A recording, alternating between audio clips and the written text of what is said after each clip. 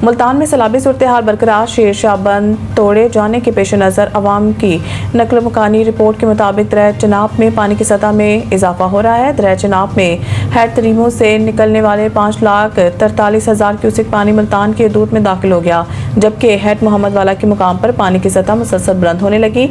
महकमा नहार के 413.40 क्रॉस कर गई। पानी के बहाव को कम करने के लिए शेरशाह बंद को धमाके से उड़ाकर ब्रिज किया जाएगा। शेरशाह बंद ब्रिज होने से 20 से ज़ायद मुजाजात मुतासर होंगे। MNA अब्दुल कादिर गिलानी और MNA अली कासिम गिलानी ने लोगों से घर खाली करने की अपील की है। इसके बाद रात गए से लोगों की शेरशाह के करीब बस्तियों से नकल मकानी जारी है। हुकाम शहरी इलाकों को डूबने से बचाने के लिए शेरशाह बंद में शगाफ डालने की तैयारी कर रहे हैं। अगले 48 घंटों में आबी रेला मुल्तान की तरफ बढ़ेगा, जिससे शहर के लिए सूरत हाल निहायत संगीन हो जाएगी, जो पहले ही सैलाब के खतरे से दुचार है। साबिक वज़ीर आज़म यूसुफ रज़ा गिलानी ने बंद के साथ आबाद बस्तियों में रहने वालों से फौरी तौर पर महफूज मकामात पर मुंतकिल होने की अपील करते हुए कहा है कि पानी को शेरशाह, गगरा, कचूर, मोजा, हमर और दीगर करीबी इलाकों की तरफ मोड़ा जाएगा, ताकि सैलाबी दबाव को तोड़ा जा सके और मज़ीद नुकसान से बचा जा सके। UN इजलास में शिरकत से रोकने के हरबे। अमेरिका का फ़लस्तीनी वफ़द को वीज़ा देने से इनकार। मीडिया रिपोर्ट्स के मुताबिक अक़वाम मुत्तहिदा की कॉन्फ्रेंस न्यूयॉर्क की बजाय जनीवा में कराने के मुतालबात में इजाफा हो रहा है। ताहम जनरल असम्बली का इजलास आज से न्यूयॉर्क में शुरू होना है, जिसमें फ़लस्तीन को तस्लीम करने से मुतल्लिक अहम फैसले भी मुतवक्किल हैं। जनरल असम्बली में आला सतह के मुबाहसे 23 से 27 सितंबर तक होंगे और UN जनरल असम्बली का इजलास 29 सितंबर को ख़त्म होगा। मीडिया रिपोर्ट में बताया गया है कि ट्रंप इंतजामिया ने फ़लस्तीनी सदर और वफ़द को वीज़े देने से इनकार कर दिया। 1988 में भी अमेरिका ने PLO के सरबराह यासिर अरफ़ात को न्यूयॉर्क आने से रोक दिया था और तारीख में ये पहला मौका है कि पूरे फ़लस्तीनी वफ़द ही को अमेरिका आने से रोक दिया गया है। इसका मकसद ओस्लो मुआहदे के बाद फ़लस्तीनी तारीख के एक अहम तरीन इवेंट में शिरकत को रोकना है। मीडिया रिपोर्ट्स में कहा गया है कि दो रियासी हल से मुतल्लिक जनरल असम्बली के एक रोज़ा कॉन्फ्रेंस 22 सितंबर को न्यूयॉर्क में होना है। सऊदी अरब और फ्रांस की ज़ेर क़यादत फ्रांस में फ़लस्तीनी सदर को शिरकत करना थी, जबकि सेशन में बरतानिया, फ्रांस, ऑस्ट्रेलिया, कनाडा और दीगर ममालिक की जानिब से फ़लस्तीन को तस्लीम किए जाने का इम्कान है।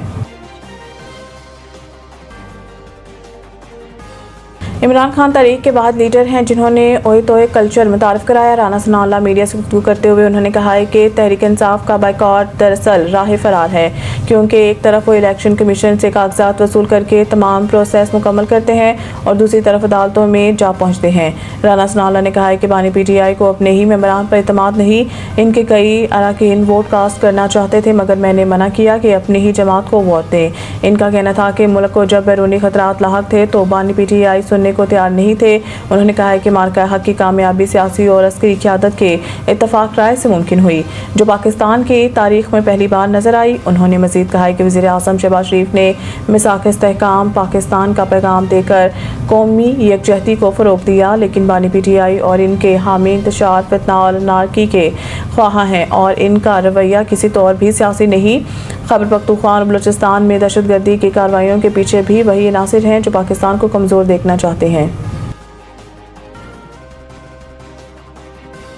Indian TV anchor Anjana Keshav को मुस्लिम मुखालिफ बयानात महंगे पड़ गए। मुकदमा दर्ज। ये मुकदमा retired police officer Amitabh Thakur की दरख्वास्त पर दर्ज करने का हुक्म दिया गया, जिन्होंने मौका अख्तियार किया है कि अंजना केशव ने अपने प्रोग्राम में भारतीय मुसलमानों को नापसंदीदा बोझ के तौर पर पेश किया और इनके खिलाफ नफरत अंगेज जज्बात भड़काए। रिपोर्ट के मुताबिक 14 अगस्त को अंजना केशव ने अपने प्रोग्राम हिंदुस्तान की तकसीम का नामुकम्मल एजेंडा में कहा था कि 1947 में 4 करोड़ भारतीय मुसलमानों में से सिर्फ 96 लाख पाकिस्तान गए। उन्होंने ये सवाल भी उठाया है कि जब तकसीम मजहब की बुनियाद पर थी तो बाकी मुसलमान भारत में क्यों रह गए।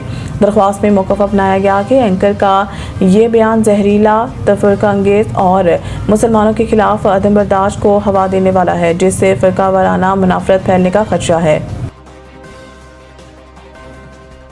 महकमा मौसमियात का कहना है कि ये गैर मामूली मौसम का निज़ाम है जो भारत की जानिब से सिंध में डिप्रेशन या डीप डिप्रेशन की सूरत में दाखिल हो रहा है और इसका रास्ता भी गैर वाज़िया और पेचीदा है, जिसकी वजह से बारिश की शिद्दत मुख्तलिफ इलाकों में मुतग़य्यर रह सकती है। शदीद बारिशों के पेश नज़र शहर में अर्बन फ्लडिंग का खदशा जाहिर किया गया है, जबकि मलीर नदी में भी गुज़िश्ता रोज़ सैलाबी सूरत हाल पैदा हो गई जो तवील अरसे से खुश्क रही थी। मौसमी सूरत हाल के बायस जना सिंध मेडिकल यूनिवर्सिटी ने आज होने वाले तमाम इम्तहानात मुलतवी कर दिए। यूनिवर्सिटी इंतजामिया ने वर्क फ्राम होम पॉलिसी नाफिज करते हुए ऐलान किया है कि तमाम क्लासेस ऑनलाइन ली जाएंगी। वाइस चांसलर के मुताबिक तलबा और स्टाफ की जान माल के तहफ़्फ़ुज़ को मद्देनज़र रखते हुए ये फैसला किया गया है। एक ट्रॉफी 8 दावेदार, किसका चलेगा वार। एशिया कप का आगाज मंगल को हो रहा है। कप्तानों की मीडिया कॉन्फ्रेंस और ट्रॉफी के साथ फोटो सेशन सुबह 11:30 बजे दुबई इंटरनेशनल स्टेडियम में होगा। इसी रोज अबू धाबी के शेख ज़ायद स्टेडियम में अफगानिस्तान और हांगकांग के दरमियान पहला मैच खेला जाएगा। टूर्नामेंट में सबकी नजरें पाकिस्तान और भारत के मुकाबले पर जमी हुई हैं।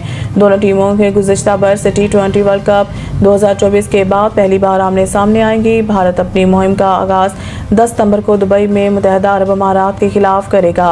ग्रीन शर्ट्स का इब्तदाई मुकाबला ओमान के खिलाफ 12 सितंबर को शेड्यूल है। एशिया कप का सबसे बड़ा मार्का 14 सितंबर को पाकिस्तान और भारत के दरमियान दुबई क्रिकेट स्टेडियम में होगा। इधर पाकिस्तान क्रिकेट टीम के गैर मुल्की head coach Mike Hesson triangular series की तरह एशिया कप में भी प्लेयर से बेहतरीन कारकर्दगी के लिए पुरुमीद हैं। उन्होंने कहा है कि किसी भी टीम को आसान नहीं समझा जा सकता। हमारी पहली तरजीह सुपर 4 में क्वालिफाई करना है। बाद बेहतरीन परफॉर्मेंस से मज़ीद आगे बढ़ने की कोशिश होगी।